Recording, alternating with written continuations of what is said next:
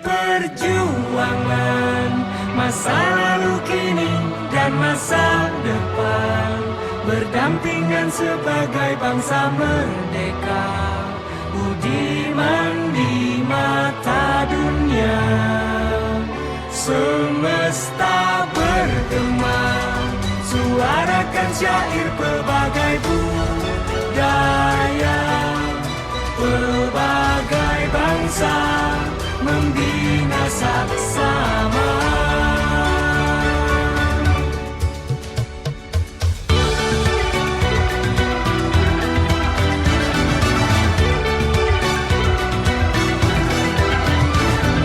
Gelora perjuangan, kesatuan hati, tradisi, ragam agama, semarak menyala kedaulatan bangsa, lahirkan rasa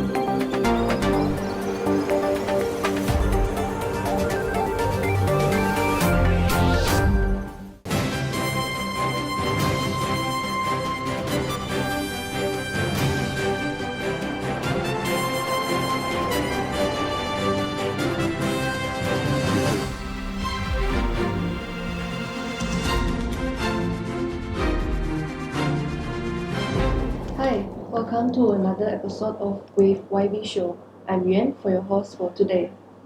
Today we will be discussing Sarawak Business Federation. To discuss on this topic, we welcome a very special guest, Yang Berbahagia Datuk Abang Abdul Karim Tun Abang. Hi, Yang Berbahagia. Thank How you. are you today? Fine.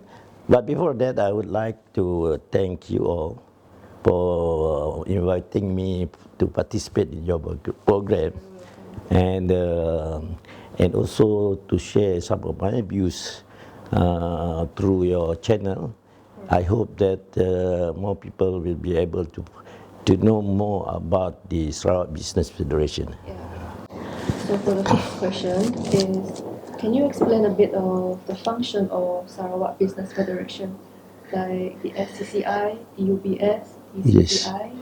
Yeah. Yes, actually the Sarawak Business Federation, the idea was mooted by me and my colleague, few of us, about more than 10 years back, about 13 years to be exact. It is with the intention to get together all the business organization and association, which also basically includes all the business chambers. And it takes me that time 13 years or so to persuade and to convince the rest of the association to come together. And myself and my colleague are coming from the Sarawak Chamber of Commerce Industry, SCCI, and this chamber actually one of the pioneers in this business organization. But this SCCI actually was formed during the colonial time, so the interest was more on trade, trade bodies and business. What you call bodies formed during the colonial time or before that. People like what you call Borneo Company. I don't know whether you remember Borneo Company, and also Chartered Bank. All the banks during the colonial era.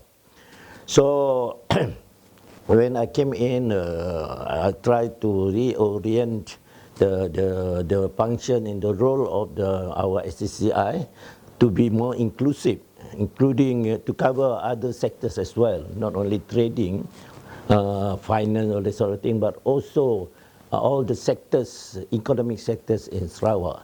We managed to do that and at the same time also, in order to realize that objective, we have formed our branches in Cebu, Bintulu and Miri. So now we have this sub-regional branches looking after our members in these areas. So even to me, I think we have to be more widespread. But then again, there are a lot of constraints. So far so good lah. And then, as I was saying, it took us 13 years to convince the rest of our colleagues in other organization and association, like the Chinese Chamber of Commerce, which is very important. Without them, I think our objective of having this federation may not be able to be accomplished. Because in terms of membership, they are very big. And also the Chamber of Commerce, the Dewan Usahawan Bumi Putra. At that time also, incidentally, I was also president of the Dewan Usahawan Bumi Putra, while also at the same time deputy president of the SCCI. So I can see the need for us business communities to come together.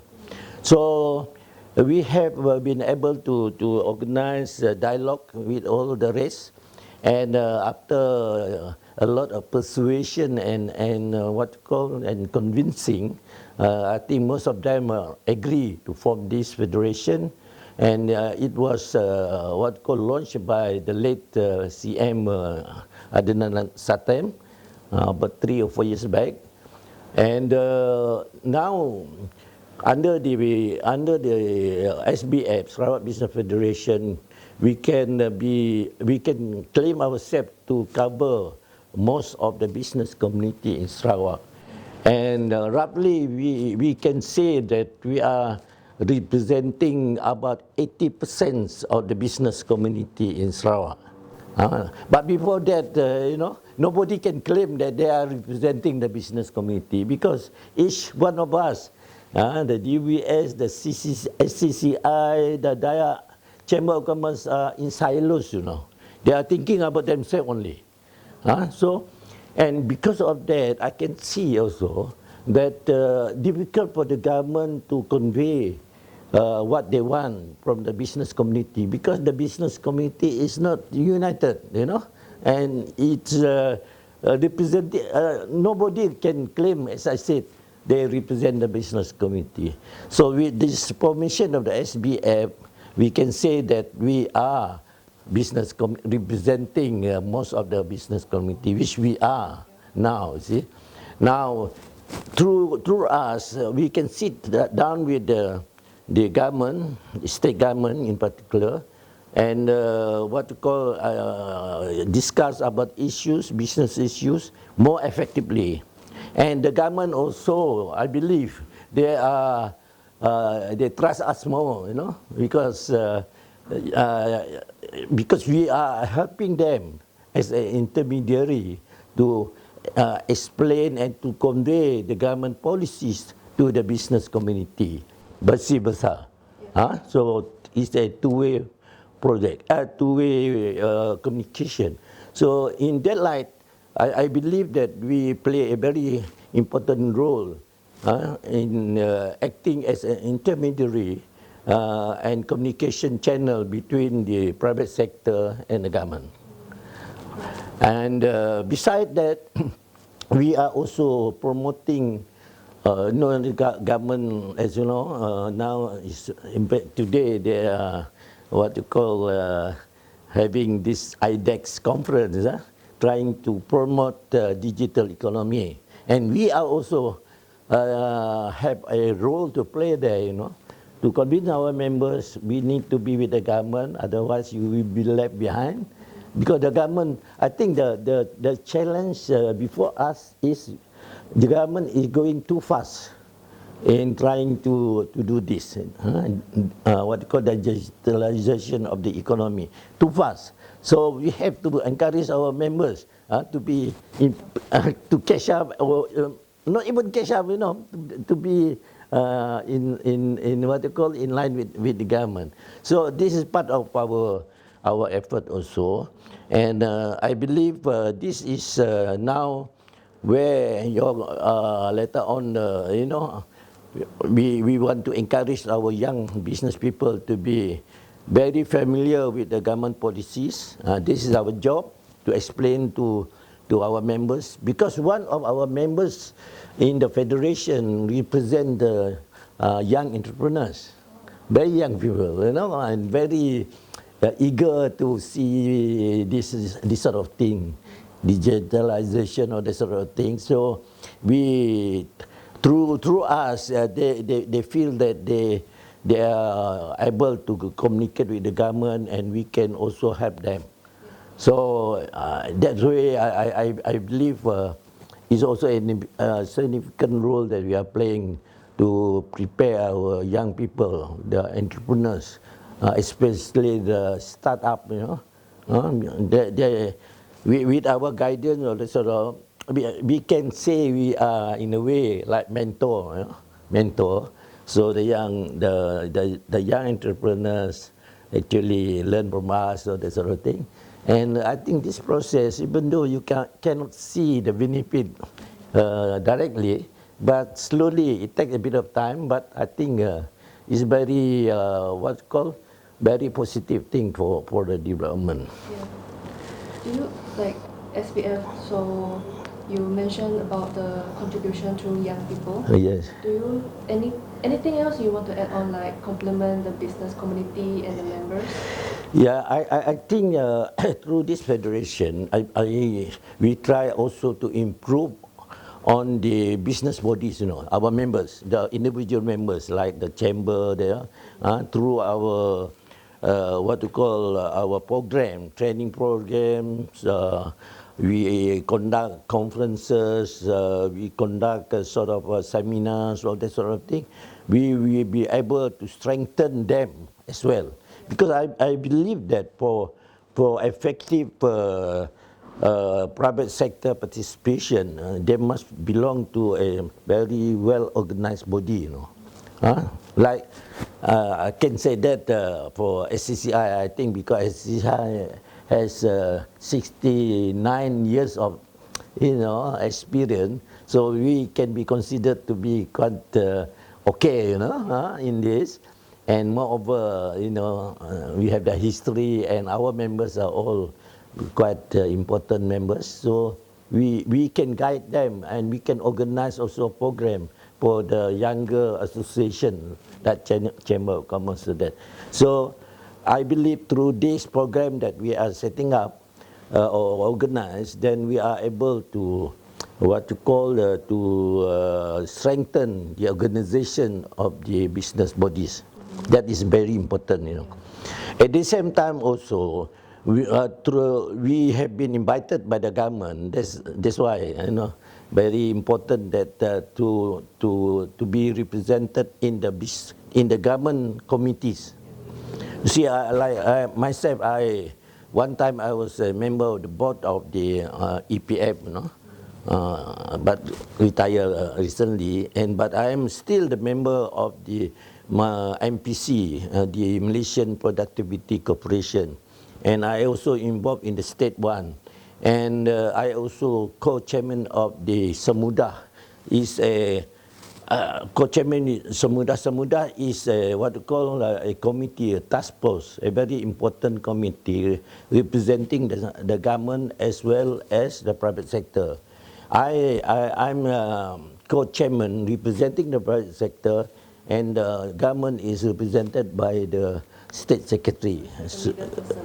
So not in the middle, because we are equal, as I say, government is represented by the state secretary as a co-chairman also, and I'm representing the private sector as a co-chairman. So in terms of status, we are equal. Our responsibility is, and the other members are also from other members of the federation and the government top official. We sit down to discuss any problem and issue, so that we are able to resolve all these issues there and then. That's the beauty about this Pemuda. Actually, it's based on the national body called Pemuda. I don't know whether you are aware of this Pemuda. The same setup, representing the private sector, but the local here is Semudah. Semudah. Instead of P, we use S, Semudah. Can you briefly explain the differences? Actually, the structure and setup are the same. Objectives are also the same. Only that we are operating at the state level, and Pemuda is operating at what you call the national level, and it is chaired by the chief secretary and one of the top business representative, So we are not there, but we complement each other, because some of our members are also inside there. And then the other thing also, maybe is good for your information. I'm also the member of the Sarawak Economic Action Council, being set up only recently, chaired by the CM, and representing all the cabinet members as well as selected representative private sector, including myself. So this is a committee that will look after the socio-economic development after supposed to be after the COVID-19 to address issues on that. And we haven't met yet, but I think we have. It was already launched by the CM, and but I haven't attended the meeting yet. But it's going to be a permanent setup, a top body in the state to look into the socio-economic development, in particular looking and protecting the interests of the private sector. So very interesting, and then I believe that through this body, I think we are well represented. The private sector is well represented through this body, and we can discuss with the government on policies, on future policies, because the agenda is supposed to be, this body is supposed to look into the interests of Sarawak, the socio-economic, economic in particular, to prepare ourselves for the year 2030, where we hope to be one of the developed states in Malaysia. And I believe even though the what you call the intention and the vision is quite a tall order, but it's a doable thing to hope for lah. So I believe like our organization, the Sarawak Business Federation, we have a big role to play here. So I think we will do our best how to participate in this agenda. And the other thing also, while we are trying to promote the socio-economic activities and program for Sarawak, we are actively involved in trying to get investment from our side. We are quite, we played a principal role in setting up of the Sarawak Trade and Tourism Office in Singapore, status. I don't know whether you know status. And we are part of the main body that working together with the government in setting up this status. And it's very, I think it has operated only not come to 2 years, but the effectiveness and the the contribution of this status in Singapore is so much. I mean, we didn't expect it also in terms of promoting trade in particular, because now we are able to export a lot of things, particular food, and our business. This office is manned by the GM is one of my principal assistant in SCCI, Guan something.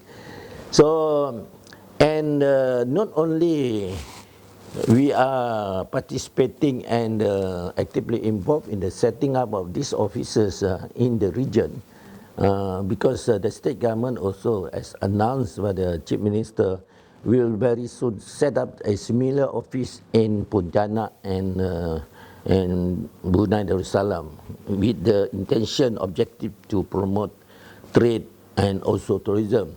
But on our part, the role that we can play also using this channel is to get business people to invest to Sarawak, investment, which we did.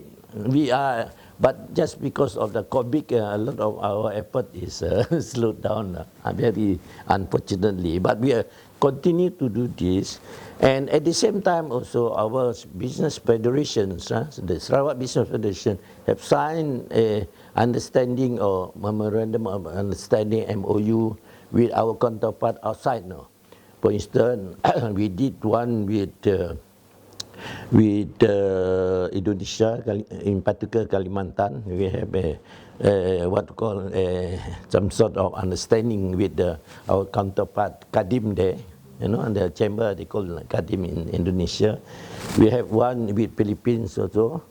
And in Singapore, we are having this relationship with the they call it SBF also, you know, Singapore Business Federation. But we are very small. That they got about few thousand members, you know, compulsory. In Singapore, they have compulsory. So they are very strong, and we have a good relationship with them. We signed MOU with them. So through our association with this body, not only in Singapore, we are also signing with Australia, with France.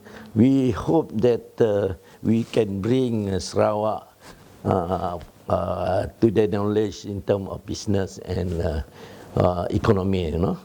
For France also we signed, Australia also we signed, and otherwise we will be signing more with more countries, but because of this COVID, nobody can fly. I've been grounded for how many, almost 1 year already. So that is what you call the problem now. But in terms of our vision and mission for the SBF, we have very tall order lah, very heavy responsibilities lah, and we believe that there is a role for us to play lah, very effectively.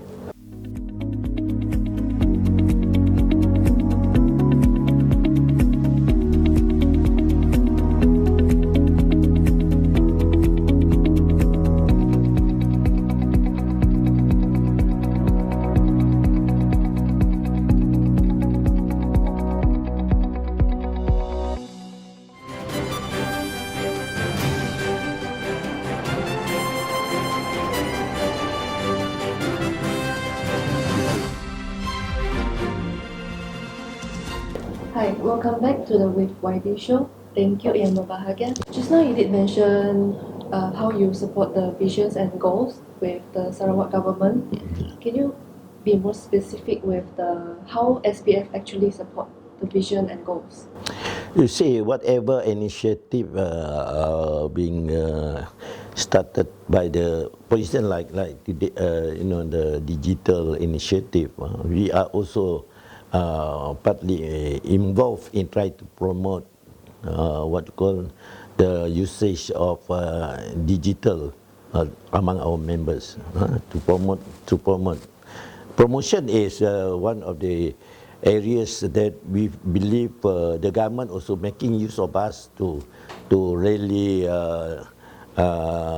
let the public sector, the business sector able to be with the government in terms of trying to come up, formulate policies and to implement policies.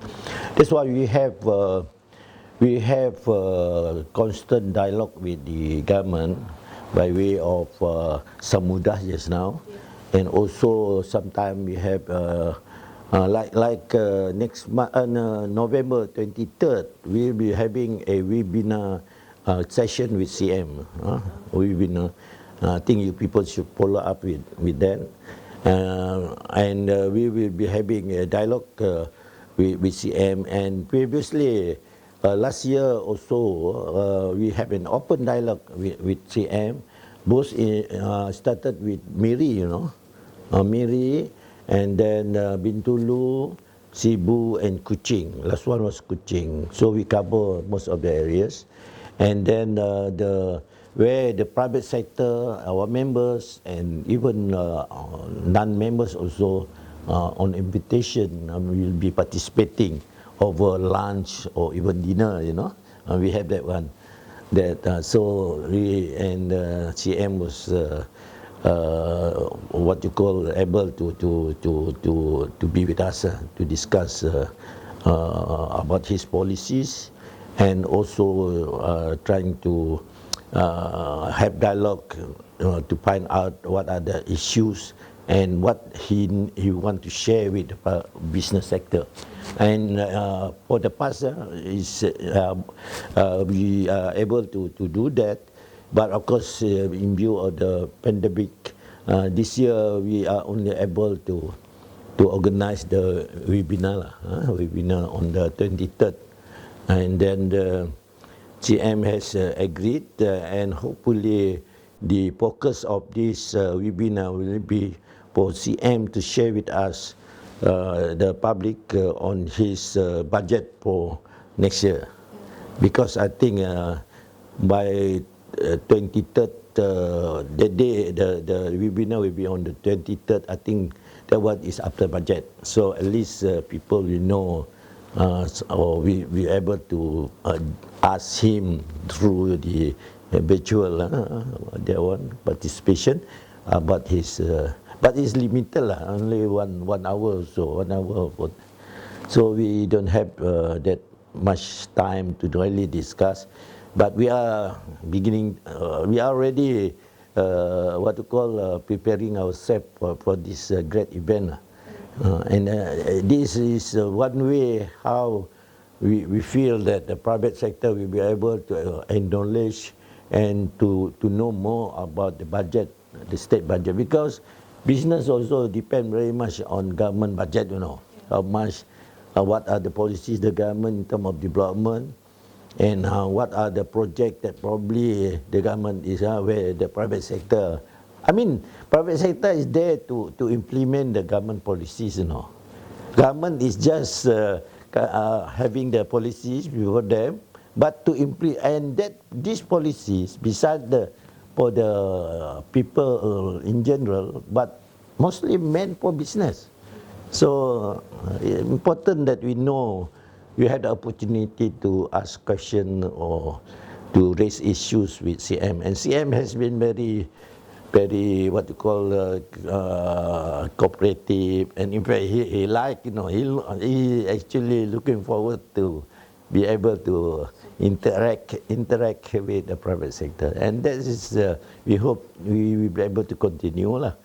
And if the pandemic is over, I think we can organize better lah, rather than we did. But one thing is, if you look at what happened in this pandemic, one positive thing developed from this pandemic is the greater utilization of digital technology. The phone, like my house, we seldom cook now, order online, Grab, Panda.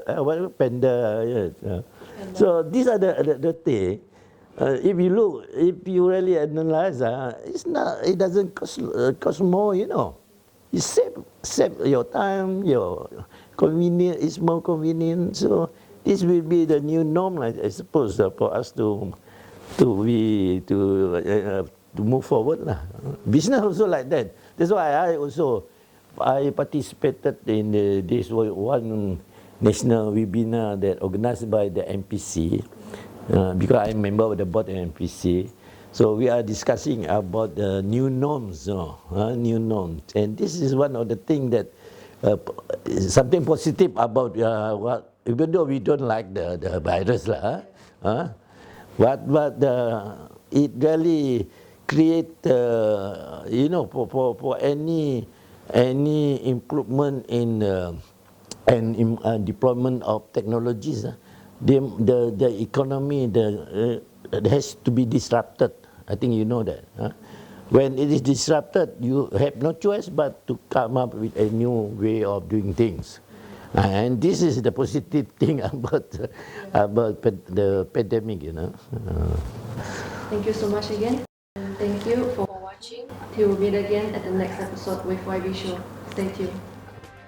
The Pen Borneo Highway, I remember when I was actively involved in the SCCI or DVS last time, I used to have dialogue with the government, the federal government, the ministers, asking for the highway. It took so much time because they don't look at the socio-economics requirement, more on the return, of the investment.